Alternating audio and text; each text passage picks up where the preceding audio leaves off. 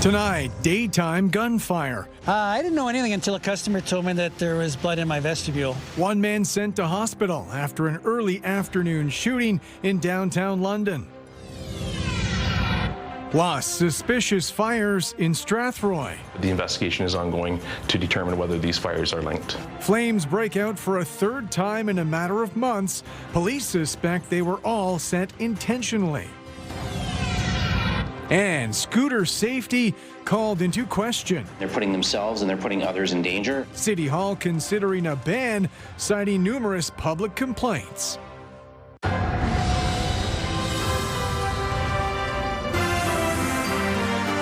CTV News with Carlyle Fiset. Good evening. Thanks for joining us. We begin tonight with a daytime shooting in downtown London that sent one man to hospital. With more on the circumstances and the reaction, here's Rita Ismail. Customer told me that there was blood in my vestibule. And then when I reviewed the video, I saw a gentleman that was running full speed east to west down Dundas Street. London police say multiple 911 calls came in reporting a man had been shot steps away from one of the busiest intersections in the city. Uniformed officers and the emergency response unit rushed to the scene. Emergency services attended and discovered an adult male with one gunshot wound that is non-life-threatening. The male was transported to hospital by paramedic services. The area was blocked off for several hours, but Dundas Street has since reopened. Investigators say the case is still in its early stages, but they do not believe there's an ongoing risk to public safety. But nearby business owners say there is a risk, and their staff is growing increasingly concerned as incidents like this are becoming far too common. My staff should not have to deal with this kind of violence, and it's daily. This is not a one-off thing. It's every single day. The investigation is ongoing, and police are asking anyone with information to contact them or Crime Stoppers. Rita Ismail, CTV News.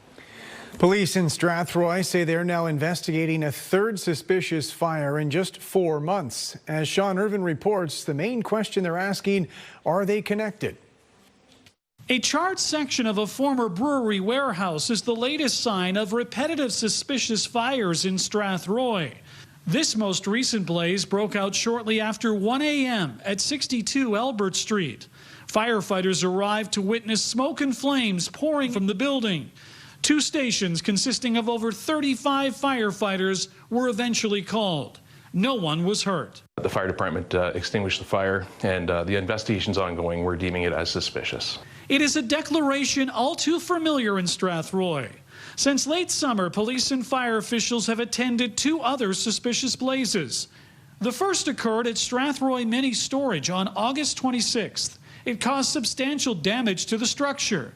Fast forward to November 12th, and a former variety store on Caradoc Street burnt to the ground. We are investigating the fact that they may be linked. We can't determine that definitively right at this moment in time, but the investigation is ongoing to determine whether these fires are linked. Officers are canvassing the area of Tuesday's fire and appealing for any tips or video surveillance, focusing on the time frame between midnight and 2 a.m.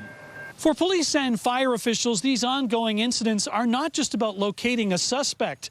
It's about public safety. This is a serious concern to the community. You know, there's a possibility of people's lives being at risk here, people's property. These are very significant events, and we treat them seriously. Police are following all leads in the case as they work to prevent any further occurrences. For now, they are unable to determine if there is a firebug on the loose. We are just trying to determine whether we can find enough evidence to lead us to a suspect in this case. The Ontario Fire Marshal is also taking part in the investigation. In Strathroy, Sean Irvin, CTV News. Local veterans are speaking out after members of a white nationalist group demonstrated in London over the weekend. With more on the community reaction to their message, here's Brian Bicknell. Well, the information we got Monday was that this was a group by a different name, so thank you to those who reached out and correctly identified them as Second Sons. Now, their public display in London on Sunday was short-lived, but it attracted no shortage of attention. Those are the medals of my father-in-law. Ian Haley points with pride to the medals of those who served before him. A retired lieutenant colonel himself, when he learned a white nationalist group demonstrated in London, he was not impressed. Even idiots have the right to protest. Should they go beyond that, then we have democratic courts. Those who portray Nazi views probably would not have been treated as kindly protesting against the government of Nazi Germany. This is dashcam video that appears to show a group of about 30 people dressed in dark uniforms and masks. They're standing in formation on the Wortley Road overpass, holding a banner that reads "Remigration Now." This fascist type demonstration just is a selfish way of trying to live your life. Brian Harris is also a retired lieutenant colonel with the Canadian Forces. The only people who aren't really immigrants to this country are the indigenous people. Everyone else is an immigrant or the children of immigrants. The demonstration only lasted about 20 minutes, according to police. Brief but provocative. It comes at a time when the white nationalist movement is reportedly the largest it has ever been in Canada.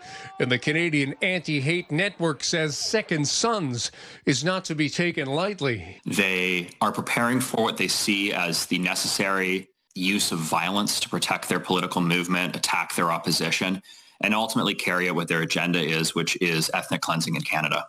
The leaders talk about how they want to enact mass deportations of people who aren't white and European. We reached out to Second Sons with an interview request, but had not heard back before broadcast deadline. As for the demonstration on Sunday, police have said that no laws were broken and no charges were laid.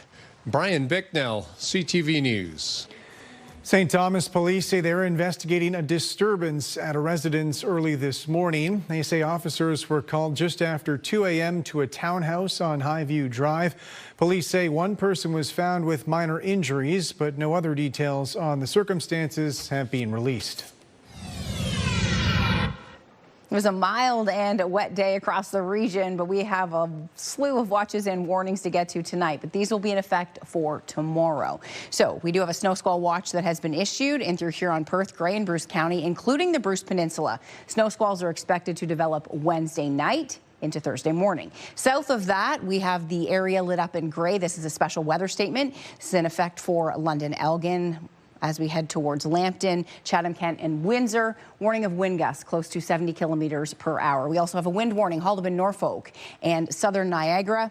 This is wind gusts upwards of 90 kilometers per hour. Winds are going to be gusty right across the region. However, the snow squall watch will trump the special weather statement. So again, we do have lots of active weather coming our way for tomorrow. Today we had the rainfall, and it was steady at times, however, tapering off to some light drizzle out there tonight. The main rain will be moving off to the east and overcast and mild out there.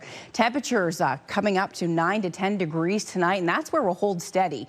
Now, we don't have to look too far to the northwest to pick up some cold air, and that cold air will be en route to the area as we head into tomorrow. So low pressure continuing to make the move out of the region. We'll be watching this cold front coming in for tomorrow. I'll take you through the forecast, and we'll look at what that means for our weather as we head into the weekend. So definitely some cold air moving in, all of that coming up in just a few minutes. Thank you, Julie. Sarnia police leadership walked away from budget deliberations today with much less than they hoped for in their bid to get new police headquarters funded.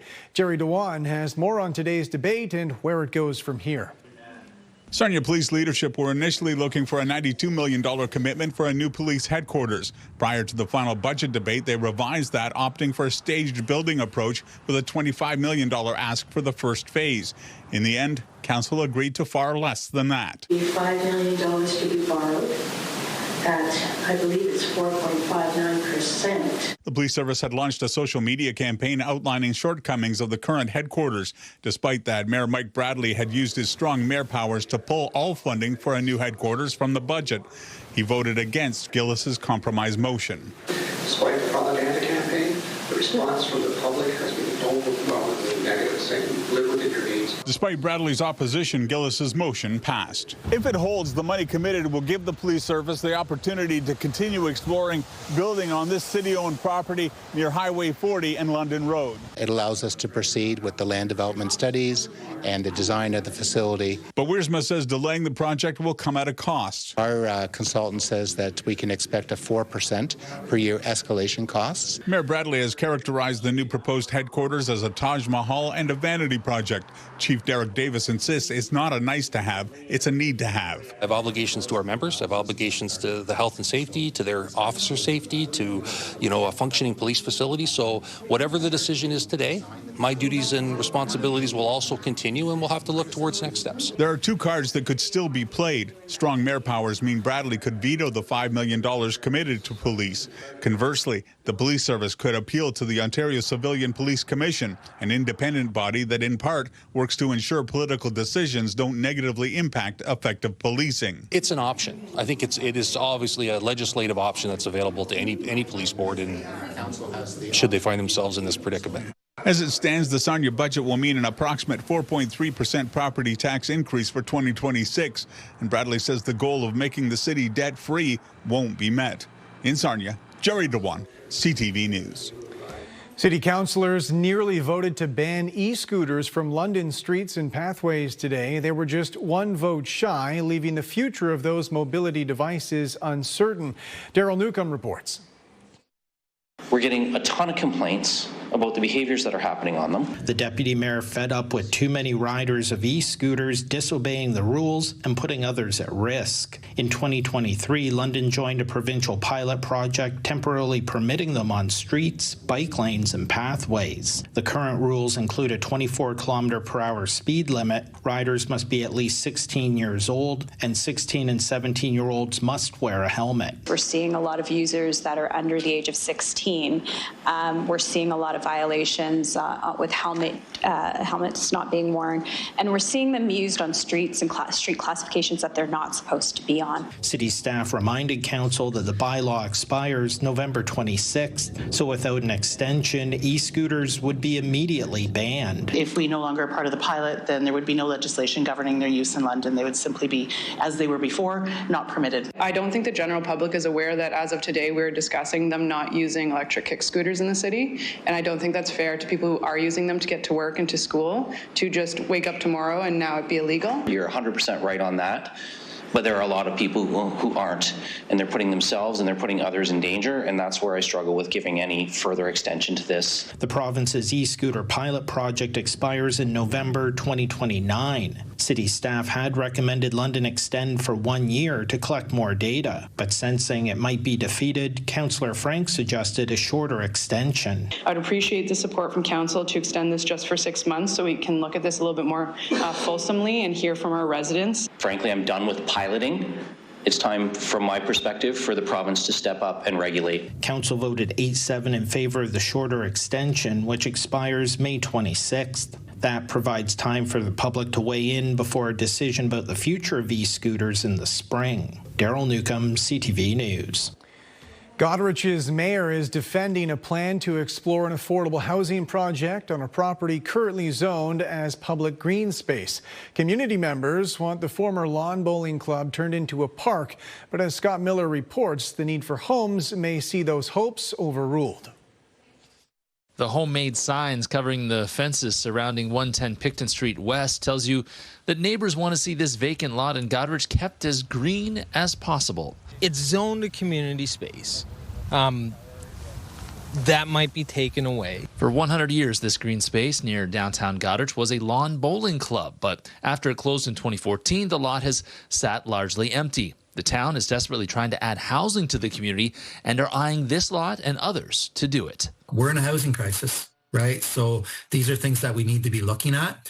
Would I say that we're in a parks crisis in the town of Goderich? No, I wouldn't say that. I would say we're in a housing crisis. Which is why in May, the town let neighbors know that they were considering changing the zoning of this vacant lot from community space to residential. A mistake, say neighbors who favor a park designed specifically for seniors. So if we could look at the space and build in benches and trees and paths and recreational activities focused on seniors, we think it would really add to the town, keeping it under the community zoning so that long term we have flexibility with the space. McKercher acknowledges Goderich needs housing. On August 1st, fire destroyed an 18-unit apartment building in Goderich. 26 residents were displaced. Mayor Bazinet says almost all those residents had to leave Goderich because there were no affordable housing units available. Did you ever think a Tim Hortons wouldn't be 24 hours anymore? Well, there's a reason for that now, right? There's not enough housing in the town of Goderich to be able to support some of our businesses in the town. Picton Street West neighbors will bring their case to keep 110 Picton Street West as community space back to Goderich Council on January 14th. Historically, looking through all the other rezoning that's been done to the town, community space never comes back. Once it's gone, it's gone. Yes to affordable housing, yes to housing needs, but also, and yes to green space, yes to community space. And it's about balance and this long-term planning and what does it actually look like as we live here as it intensifies. In Goderich, Scott Miller, CTV News. Construction is getting underway on a new supportive housing project in Soho. Lauren Stallone has more on this latest milestone in building accessible housing options in our region. Ground broke on a new supportive housing project at 250 Hill Street in London today. The Hills will offer 33 units, including 7 that are fully accessible. Each unit provides an opportunity for safety, privacy, and a home to build a foundation for wellness. The CMHA Thames Valley Addiction and Mental Health Services says the project is designed to support individuals experiencing mental health or addiction concerns. The building will include common areas and on-site support because connections to care, to community and culture are essential to long-term stability. The Hills will be a mid-sized 4-story building located in the Soho neighborhood. Organizers say this is a step in the right direction. However, there is still a gap in funding for mental health and addictions that needs to be addressed. Historical operating resources do not match present demand. We're going to create community, and we're going to continue to advocate for more supportive housing projects like this, and for the operating dollars for mental health and addiction supports that are so desperately needed in our community. The project was made possible through support from community partners and the City of London. Supportive housing actually works. It transforms lives in our community. It helps the people who need help the most. And not only that, but it helps the rest of the community because it takes pressure off of emergency services. Construction is expected to be complete by the end of 2026. Lauren Stallone, CTV News. Provincial government leaders are defending a developer trying to reopen the Dresden landfill. The developer, York One Environmental Waste Solutions, is taking the municipality of Chatham-Kent to court, trying to force local authorities to greenlight the project. Government officials claim the legal action is necessary because Ontario doesn't have enough landfill space. Opposition leaders pushed back on that, saying residents should have final say. They're very upset with the government for just, for continuing to just steamroll over their rights and what their community wants. The Ford government is saying we're going to plow ahead without putting any measures or studying how we can protect the water. I mean, he is putting the Great Lakes at risk to help out a big donor to the Conservative Party. Canadian Olympian Penny Oleksiak says she has accepted a 2-year suspension for an anti-doping violation. Officials with the International Testing Agency say Oleksiak was banned for 3 whereabouts failures between October 2024 and June 2025. A whereabouts failure is defined as any combination of 3 missed tests or filing failures in a 12-month period. Oleksiak has said there were inadvertent errors and she has not used banned substances. The suspension ends in July 2027, about a year before the next Summer Olympics in Los Angeles. Oleksiak is Canada's most decorated female Olympian, winning 7 medals. Canadian curling legend and TV personality Colleen Jones has died. Jones was a 2-time world champion, appearing at the Scotties Tournament of Hearts 21 times. She competed in the most Scotties games in the tournament's history. She also spent more than 30 years telling Canadian stories at the CBC. According to a social media post from her son, Jones had battled cancer for 3 years, and she died with her family by her side in Nova Scotia. She was 65. Coming up, charges laid over a lottery jackpot. One man claiming it for himself. Police say he wasn't the only winner. Plus, American and Ukrainian officials at odds over peace deal progress with Russia.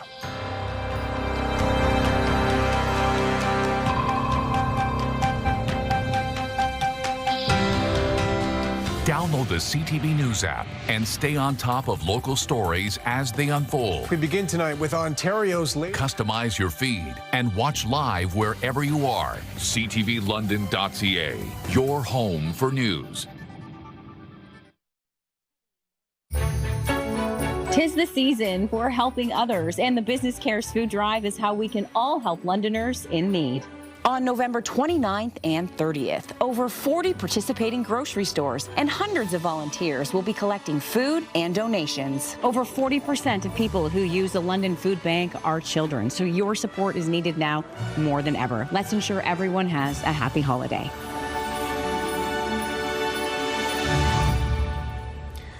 Police in Toronto say they've charged a senior accused of claiming $1 million jackpot all for himself. The charges stem from allegations the winning ticket was actually part of a group purchase. Adrian Goderich reports. The sweet sound of one lotto win may have turned into a multi-million-dollar scheme.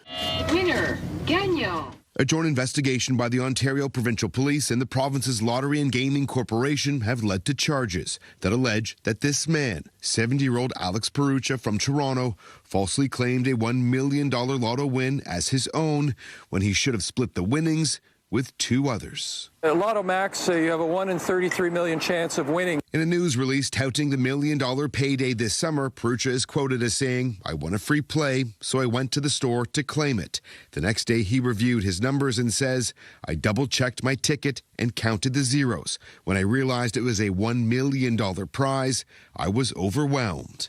The winning Lotto Max free play ticket with Encore, purchased here at this Toronto corner store, was claimed on July 2nd, 2025, and was paid out by the OLG. When you go into the lottery office in Ontario, you're asked specifically, are you a member of a group? And if you say, no, I'm not, and then you sign that form, that's a false statement because it's a sworn statement. The senior citizen has been charged with theft over $5,000 and fraud over $5,000. The maximum penalty is 14 years in jail. Pretty serious stuff. An email from the 70-year-old's lawyer in part states that Mr. Perucha categorically denies all allegations and charges related to the lottery ticket and maintains he has done nothing wrong. Going on to claim the dispute involves complex facts that will be addressed through the proper legal process. Though if he's found guilty, his share of the winnings could go up in smoke. There may be a question about whether he's entitled to any of the money. If you're purchasing lotto tickets with friends and family, there are group forms that you can use. Mr. Perucha will plead his case in court on January 8th. Adrian Goderich, CTV News, Toronto. Canadian authorities were part of a meeting with fellow allies discussing a U.S.-backed peace deal between Russia and Ukraine. American officials have imposed a deadline, which is just days away. And as Joy Malbon reports, there's been no let-up in the violence. Even with peace proposals on the table, Moscow is not letting up. Overnight, hundreds of drones and missiles pounded Ukraine's capital, Kyiv. A massive, deadly attack. Officials rescuing children from an apartment complex. This after talks in Geneva produced a framework for a possible peace deal. Today, our team reported on the new draft of steps, and this is indeed the right approach.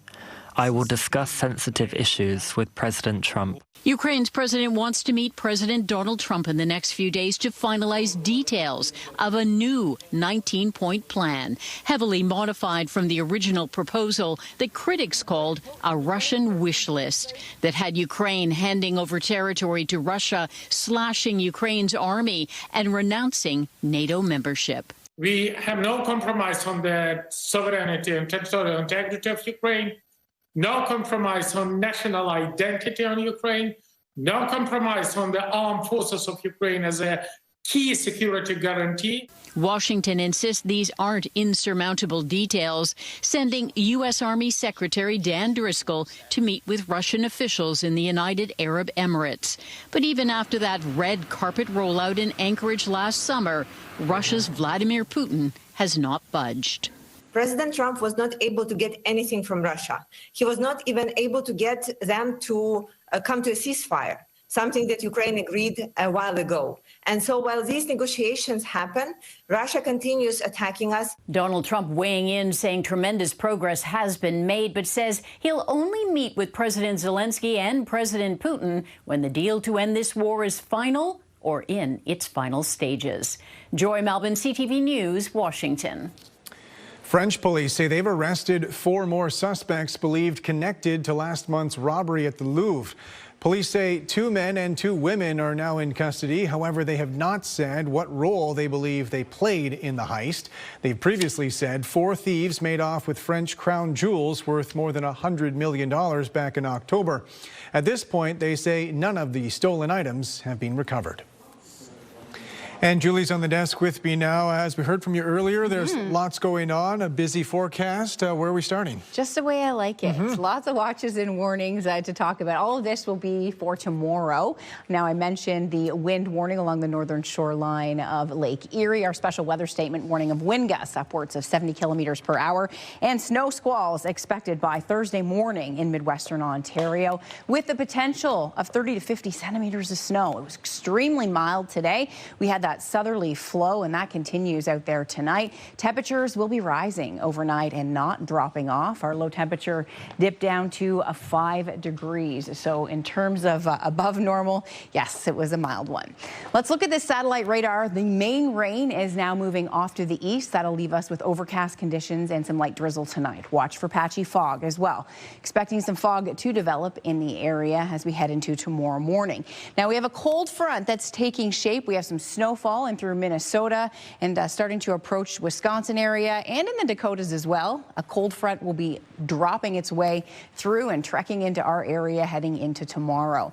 That will follow with some very cold air. So in between, the winds picking up tomorrow out of the southwest. So that's in advance of the cold front. Now, wind gusts topping 70 to 80 kilometers per hour. That's some intense winds. We're expecting that to develop through mid-morning, early afternoon as the cold front approaches. Temperatures will be extremely mild ahead of that front. Behind it, they come in from the northwest. Temperatures fall, and then flurries and snow squalls will develop in Midwestern Ontario. So mild conditions overnight. So temperatures holding anywhere between 9 and 10 degrees. By tomorrow morning, we'll be holding at about 10 degrees. You heard about the snowfall, I'm sure, in Western Canada yesterday, so they were digging out. Temperatures are cold, -2 to -4. Thunder Bay now at +1, and dealing with winter storm-like conditions in northern Ontario. Now, I wanted to put this together for you tonight so we could play out this system. So the cold front comes in with those gusty winds. We'll have a strip of showers come through as the front starts to approach, so out ahead of it. So once it starts raining in the morning, you'll know the cold front's starting to get close.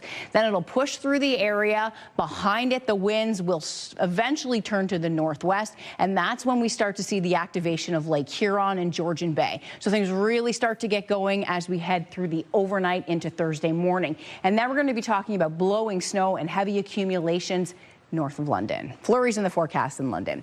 So that's the event out ahead of the cold front. That's the showers I was talking about first thing in the morning. And then watch as the cold air starts to pour in and things start to shift. So initially we'll have a westerly wind, and then the winds turn northwest. So when we get into that northwest flow, that's when we'll see some flurries develop in London.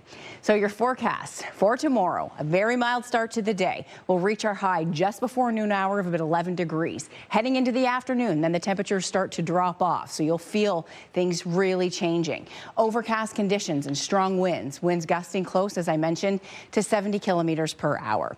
Then some flurries in the forecast as we head into Thursday. So this is what I'm watching for the day in London. Possibility of some accumulation in the northern end of the city, areas to the south.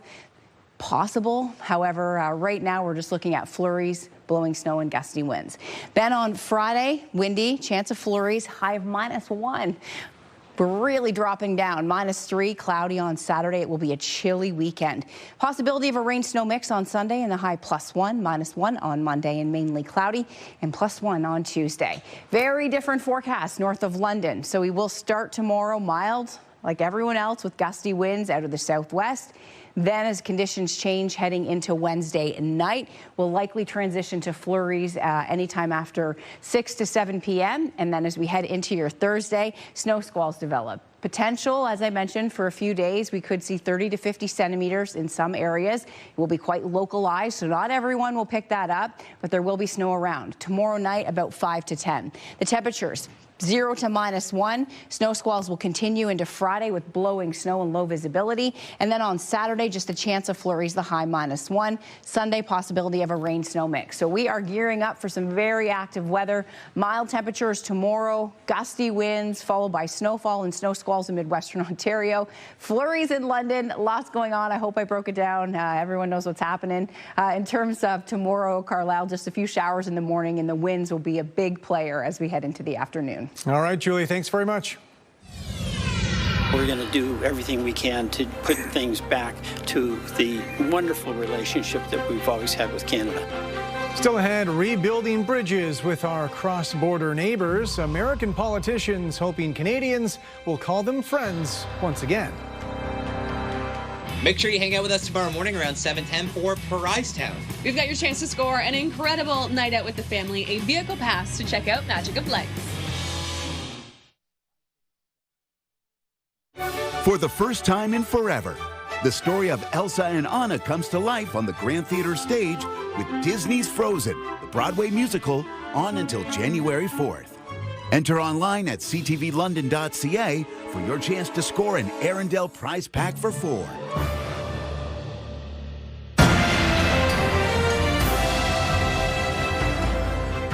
Canadian credit card debt is expected to increase as we get closer to the end of the year.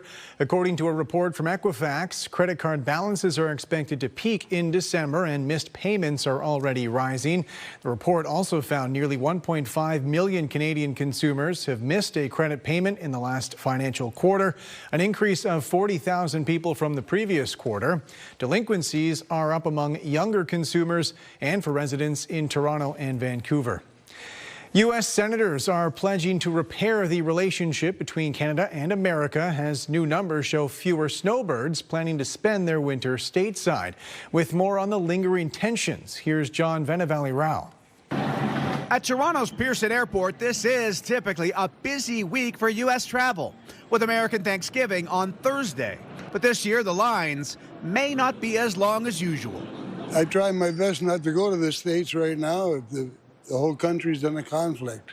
I am not going to the U.S. at all. Many travelers continuing to boycott travel stateside since relations with our neighbors remain strained. Something brought up by several American senators from border states over the weekend as they attended an international security conference in Halifax. Some calling Trump's tariffs a mistake, noting not only the economic damage, but how Canadians are responding personally. But the deeper problem is the cultural break.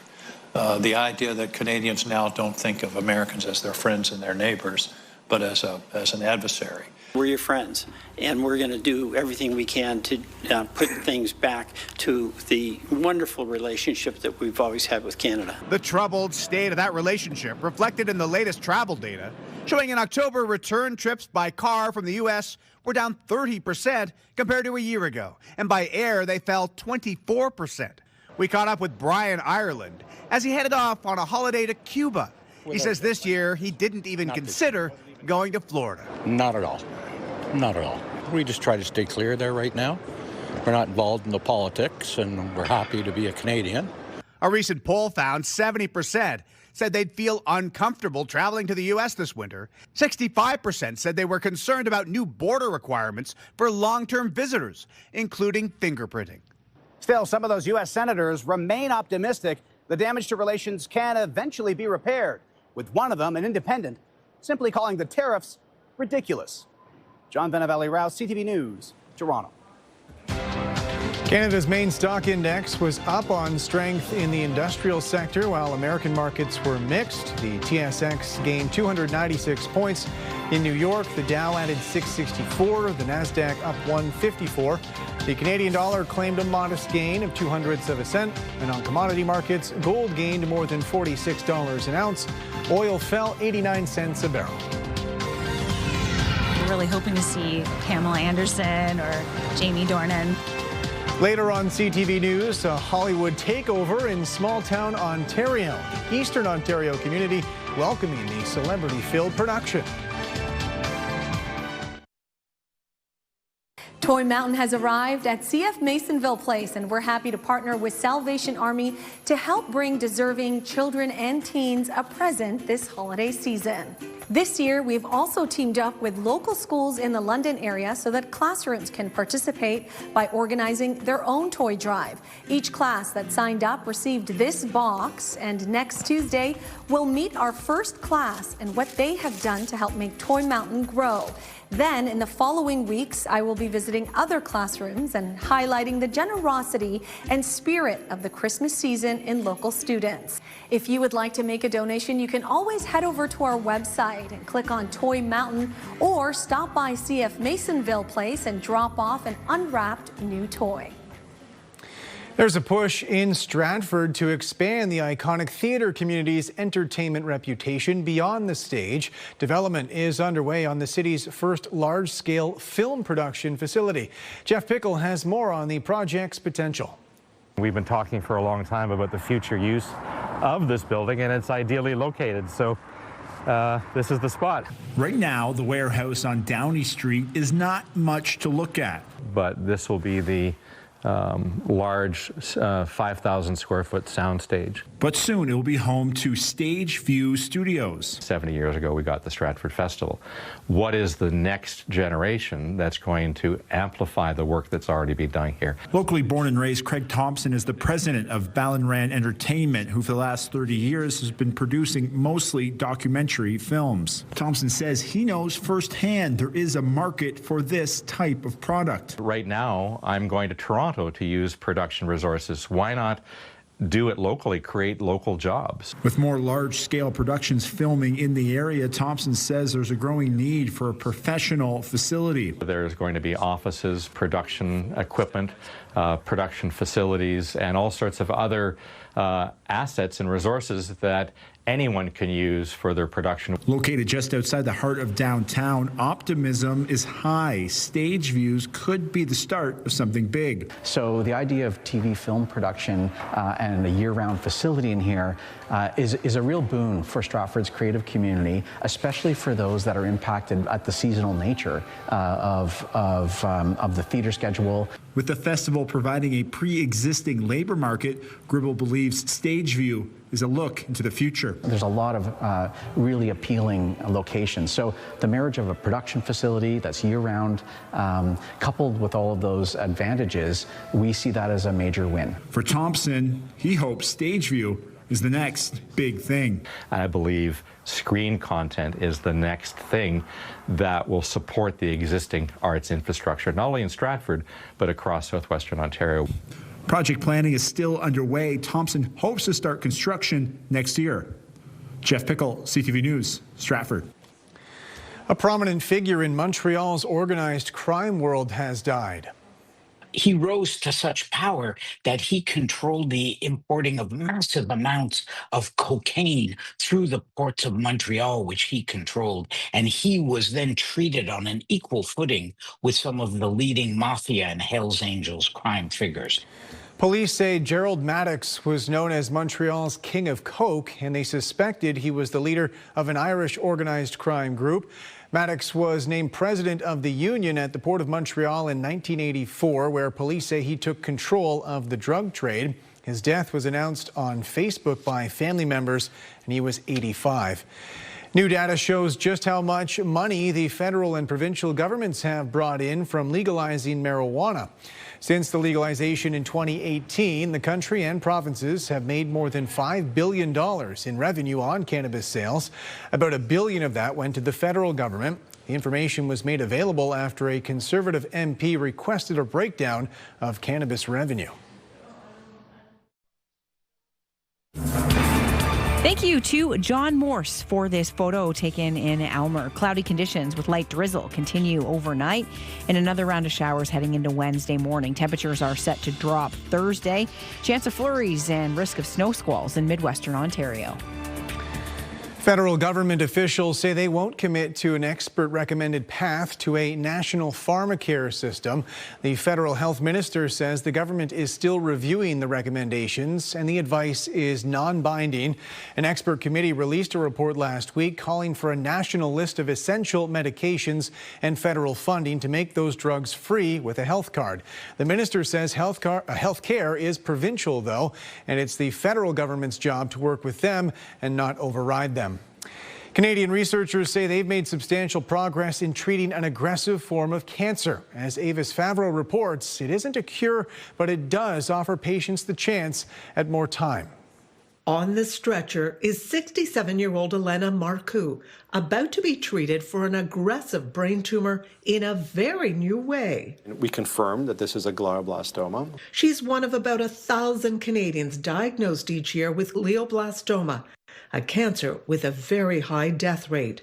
It ended the life of musician Gord Downie. The key problem, chemotherapy can't get past the blood-brain barrier to stop the tumor cells.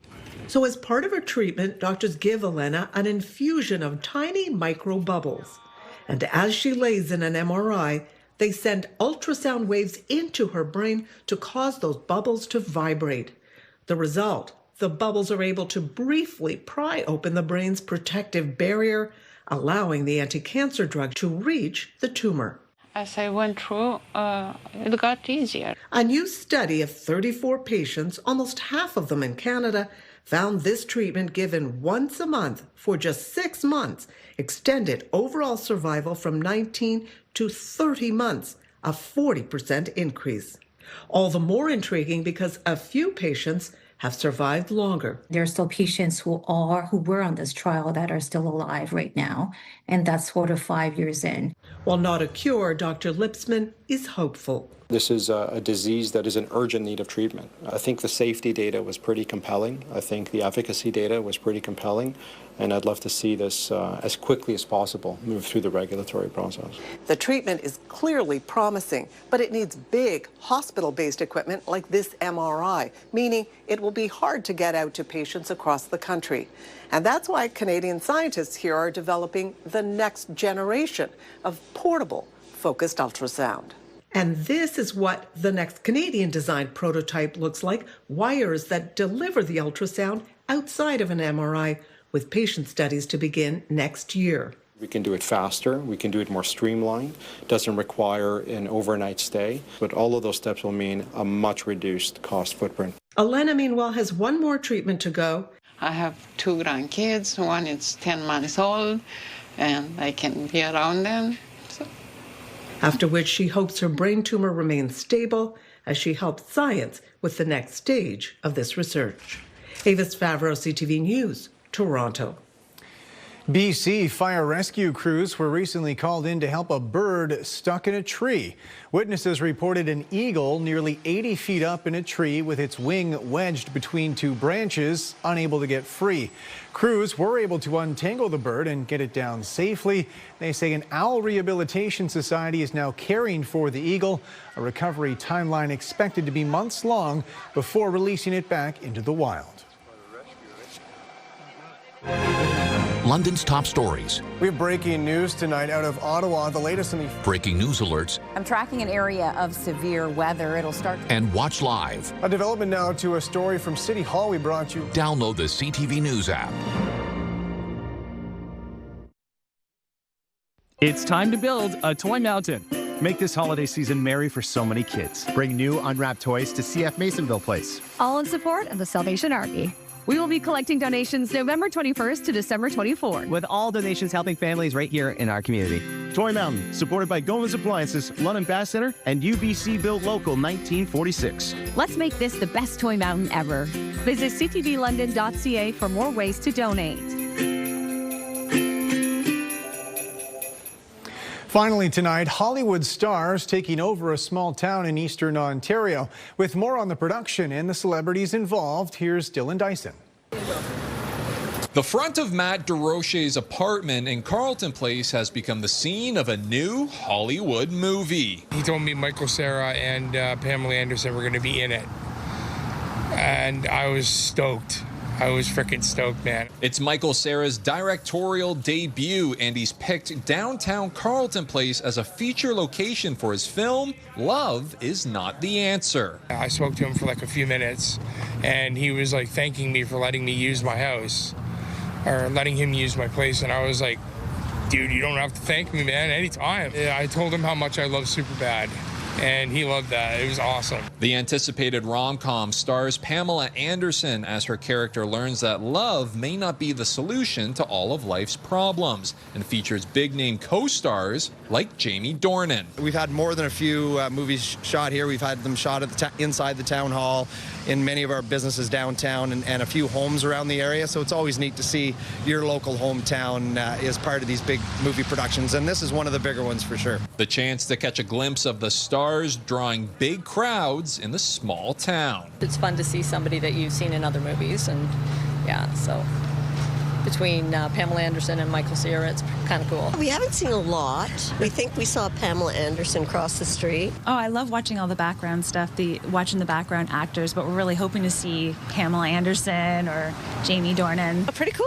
Hollywood's in Carleton Place, so looking for the big actors. This isn't the first and likely won't be the last big screen movie filmed in the Ottawa Valley, which is becoming a hot spot for Hollywood's elite. There was another movie filmed here too. It was Fat Man, and Mel Gibson was in it, and I got to watch them film up the street too. I didn't get to meet him though, but I was excited for that to come out. When it came out, sure enough, my building and my bedroom window was in the movie. Dylan Dyson, CTV News, Carleton Place. That's it for us. Thanks for watching. For your latest local headlines, you can always head to our website. I'm back tonight with your late news at 11. Bye for now.